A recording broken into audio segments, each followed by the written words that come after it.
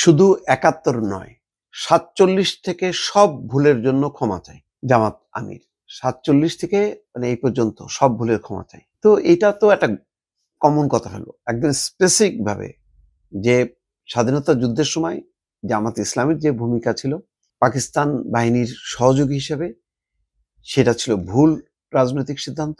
আমরা এই ভুলের জন্য আমরা ক্ষমা চাই। এই কথাটা স্পেসিফিক ভাবে আলাদাভাবে মানে বলতে সমস্যাটা কোথায়? এটা তো একটা গণমাস যে ভাই জীবনে সারা জীবনে যা ভুল করছি তার জন্য ক্ষমা চাই। এটা তো কমন কথা হলো। ৪৭ সাল থেকে এই পর্যন্ত মানে এটা তো মানে গণ কথা হয়ে গেল। এটা দিয়ে কিন্তু ওই মিন করলো না যে শুধু ৭১ নয়, মানে এটাকে হালকা করা হলো। মানে ৭১ সালে স্পেসিফিকটা কেন? এখানে ৭১ সালে জামাত ইসলাম শুধু মুক্তিযুদ্ধের বিরোধিতা করেনি, মুক্তিযুদ্ধের বিরুদ্ধে তারা মানে অস্ত্রও ধরেছে, পাকিস্তান বাহিনীকে সহযোগিতা করেছে, ক্যাবিনেট গঠন করেছে। এটা বড় রাজনৈতিক ভুল। বাংলাদেশের এই ৭১টা কখনো ভোলা যাবে না, ৭১কে চাপা দেওয়া যাবে না। ৭১-এর আওয়ামী লীগ যেভাবে দেখে সেটা তো সে তার মানে তার দলীয় একটা হাতিয়ার বানানোর চেষ্টা করে। ওটা তো আর ৭১ না, সেটা হলো তার হলো সংকীর্ণতা। কিন্তু সামগ্রিকভাবে এটা একটা মুক্তিযুদ্ধ, সাধারণ মানুষ এটাতে অংশ নিয়েছে এবং এই যুদ্ধে মানে লক্ষ লক্ষ মানুষ মারা গেছে, মানুষ দেশান্তরী হয়েছে, প্রাণ ভয়ে সে ১ কোটি মানুষ ভারতে আশ্রয় নিয়েছে। কিন্তু জামাত ইসলাম আজ পর্যন্ত ৭১ নিয়ে বহুবার আসছে এই আলোচনাগুলি, কিন্তু তারা শুধু ৭১-কে আলাদাভাবে বলেনি যে ৭১ সালে আমরা ভুল করছি, আমরা ক্ষমা চাই জাতির কাছে, এটা বলেনি।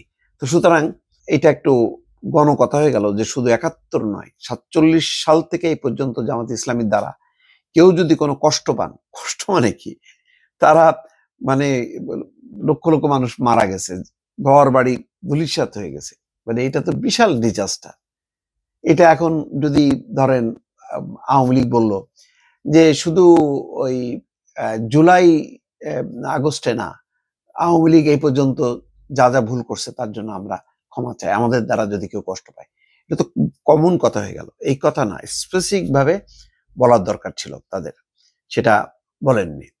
বলছেন যে কেউ যদি কষ্ট পান, কারো যদি ক্ষতি হয়ে থাকে, আমি সব ব্যক্তি সংগঠনের পক্ষে নিঃশর্ত ক্ষমা চাই, আপনারা আমাদের ক্ষমা করে দেবেন। চলমান পরিস্থিতি নিয়ে নিউ ইয়র্কে অবস্থানরত সাংবাদিকদের সঙ্গে মত বিনিময়ে কালে তিনি এই কথা বলেছেন। শফিকুর রহমান বলেন, এই ক্ষমা আমরা কমপক্ষে ৩ বার চেয়েছি।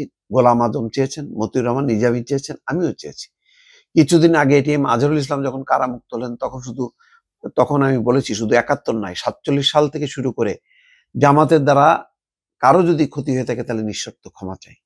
জামাত ইসলাম বললেন, আজকের দিন পর্যন্ত আমরা ভুল করিনি একথা বলবো না।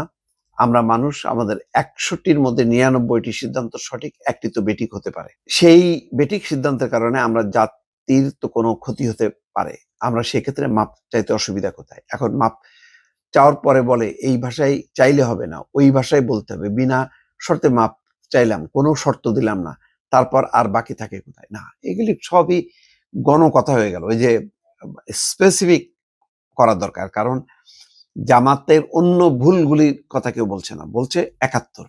সুতরাং ৭১-এর ব্যাপারে আলাদা একটা স্টেটমেন্ট দিতে হবে, সেটা নথিভুক্ত হইতে হবে, তাদের রাজনৈতিক সিদ্ধান্তের মধ্যে আসতে হবে এবং এটা যাতে অন্যরা উদ্ধৃত করতে পারে না। জামাত আলাদাভাবে ৭১ নিয়ে একটা স্টেটমেন্ট দিয়েছে, ওই সময় তাদের যাবতীয় যে কর্মকাণ্ড সেই জন্য তারা ভুল ছিল এবং তারা ক্ষমা চায়।